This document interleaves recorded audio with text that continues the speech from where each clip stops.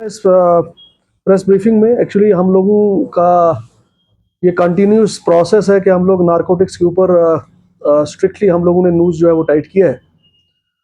और पिछले कुछ दिनों में हम लोगों के पास दो डिफरेंट तरह के केसेस आए जो हमने मुनासिब समझा आपके थ्रू जो है वो पब्लिक को अलर्ट किया जाए। 24 फरवरी 2025 का वाकया है। एक सोर्स हम लोगों को कॉल करता है, पुलिस स्टेशन शहीदगंज में कॉल करता है और ये कहता है कि एक गाड़ी नंबर JK01AX8467, ये ब्रीजा गाड़ी है और ये एक पार्किंग में खड़ी है और इसके अंदर जो है वो ड्रग्स है।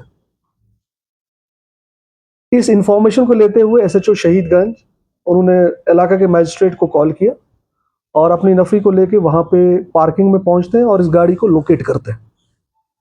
जब इस गाड़ी को लोकेट करते हैं तो गाड़ी चूंकि बंद होती है तो गाड़ी की विंडशील्ड के ऊपर गाड़ी के ओनर का नंबर होता है। SHO जो है वो उस गाड़ी के ओनर को कॉल करते हैं और जब गाड़ी के ओनर को वहां पे मौके पे बुलाया जाता है तो उससे कुछ क्वेश्चनिंग की जाती है और फिर उसी से उस गाड़ी को खुलवाया जाता है।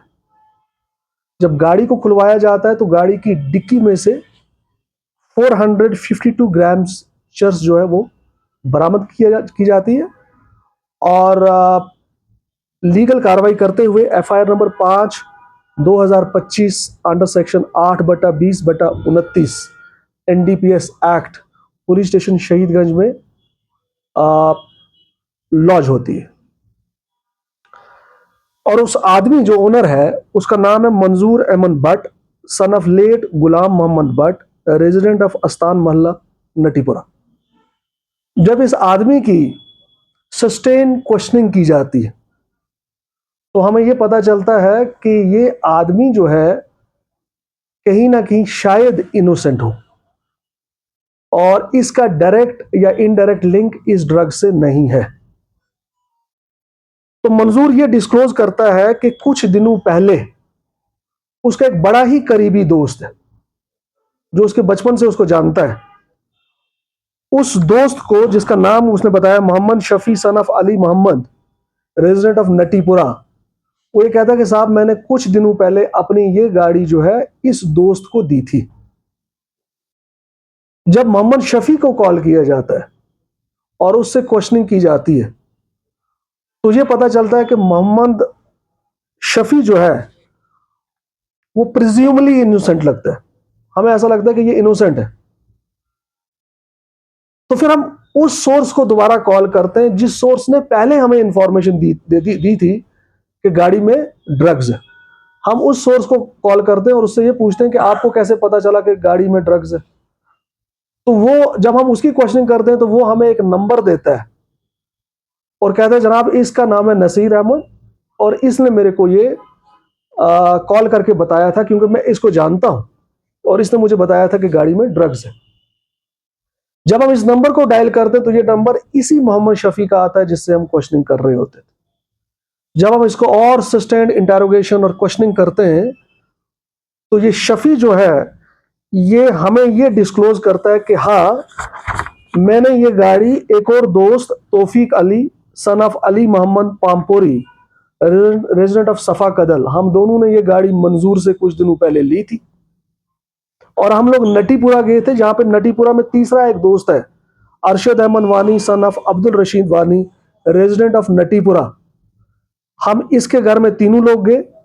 हम तीनों लोग शफी के घर में बैठे और हमने क्योंकि अलग से पहले से ये प्लान करके रखा था कि हम मंजूर की गाड़ी में जो है वो ड्रग्स को प्लांट करेंगे। तो हमने ये जानने की कोशिश की कि यार इसकी वजह क्या है।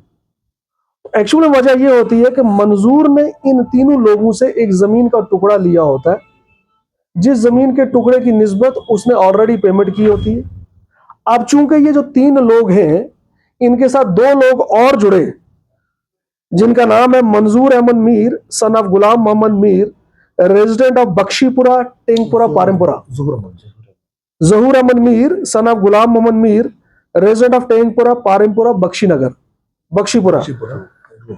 और सेकंड जो है वो Rauf son of Mohammad Farooq, resident of Chanapora. ये दोनों लोग इन तीनों लोगों के साथ मिलके एक और डीलर को ढूंढते हैं जो जमीन की रेट डबल देना चाहते थे जो एक्चुअल में मंजूर ने दी थी, क्योंकि ये लोग ये चाहते थे कि मंजूर को साइडलाइन करना।